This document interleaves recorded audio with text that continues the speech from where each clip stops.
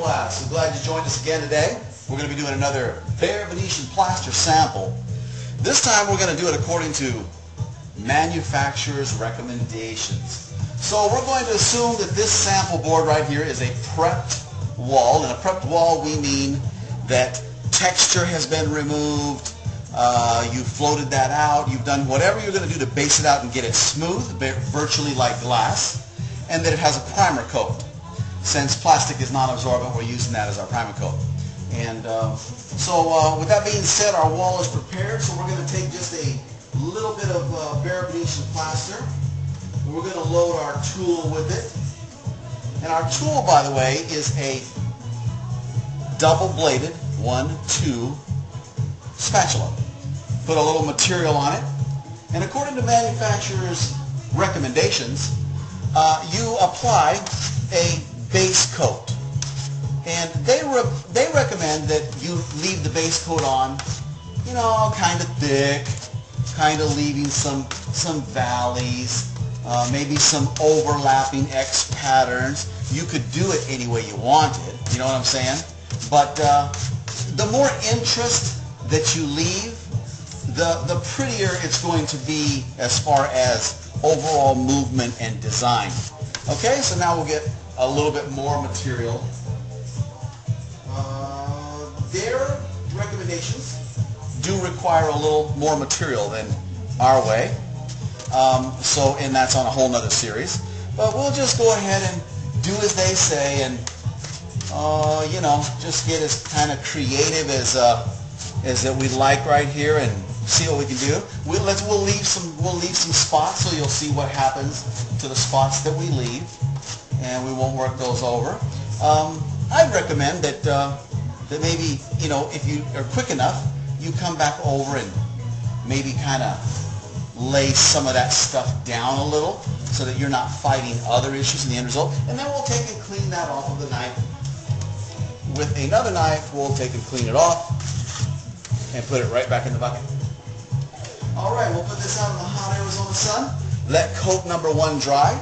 Then we'll put on one more. The bucket says that you can do as many as you like, but maybe we'll take this one to 3 and burnish it up according to manufacturer's recommendation. Be right back.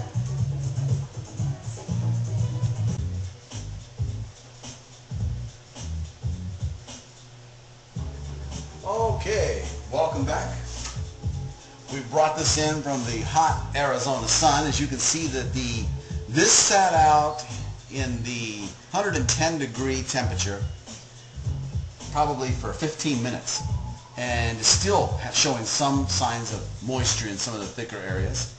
And you know, they're thick, but they're not that thick.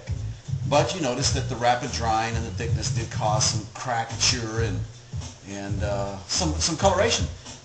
You might like that, you might not. To avoid this, you just put it on thinner. But you notice that there's depth here and not there. So sometimes put it on a little thicker can help you out. You see that it's starting to build up. Mountains and valleys, and we're going to fill in between there, okay? All right, so according to manufacturer's directions on bare Venetian plaster, you start with a clean, smooth, sound surface. You'll apply in a random fashion, leaving a little skipper here or there, and creating some nuances, creating highs and lows, and then you come back in and you fill in those missed areas and the area in general. I recommend you kind of do an overlapping pattern. You know, I wouldn't do, you know, 1, 2, 3, 4, you know, I wouldn't do something like that. That's going to look pretty noticeable. But, you know, feel free to kind of blow it up a little bit, come at it from some different angles. And so now what we're doing is we're filling in, and if you notice, the knife is kind of rubbing over. Now, let's take a look at the areas that we didn't get a thorough coat on. See here and here and here and here? Okay, so here's the problem. If you don't get 100% coverage or 98% coverage or even 95% coverage, you're going to have to struggle with these areas. Now, they'll eventually cover, but you know, we might have to go in and lay in some additional things to make sure we don't end up with a blotchy thing. Okay, so that's okay to do. There's not a whole lot of rules to this. You notice that I didn't use a whole lot. We'll go ahead and let this dry and throw on one more coat. But before I do, now that I see this dry, I may just go ahead and throw on just a little bit more on some of those little areas, and let's just try to kind of disguise those up a little. All right, and then we'll let that dry. Hot Arizona sun, another 10-15 minutes. We take it off the knife, we put it back on, we put it in the bucket, and we'll be back.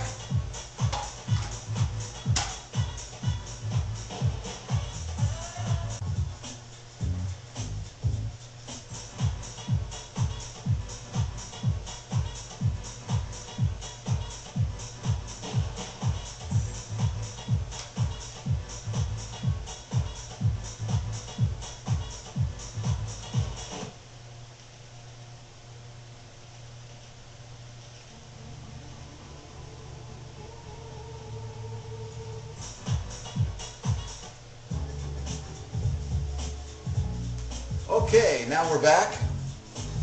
We've put on 2 coats according to manufacturer's instructions.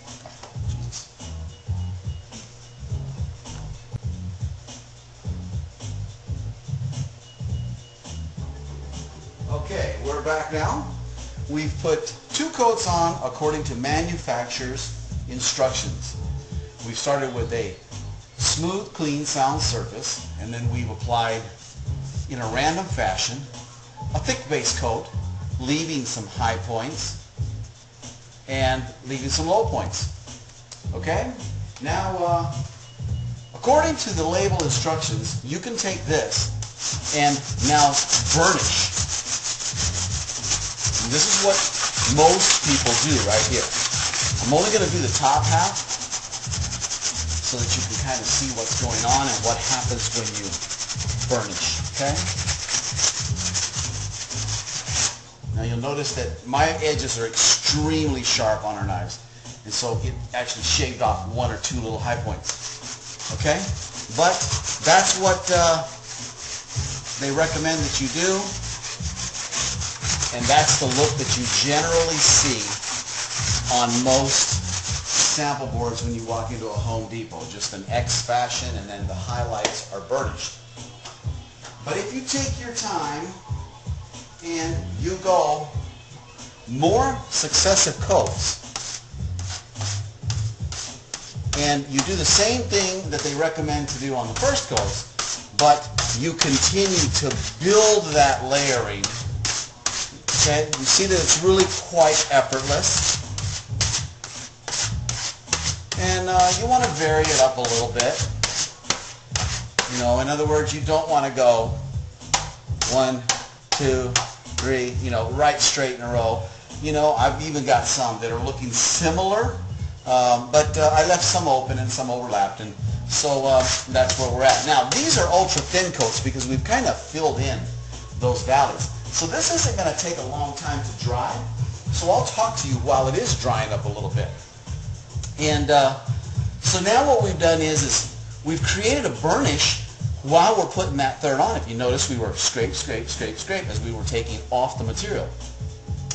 So already the highlights are beginning to show these burnish marks the way it did when I burnished up here. And yes, you can burnish in between layers to create more and different looks. It's a versatile product, and your expression comes out no matter how you do it. Okay? So I'm going to let this dry up just a few minutes, and I recommend that you go 3 or 4 coats. You notice that the third coat kind of balanced everything out a little bit, kind of filled in a little more. That's why we like the third coat, because then it starts looking like something, even though it's random, uniform. Okay? So we'll let it dry up 2 more minutes. We'll see you in a minute.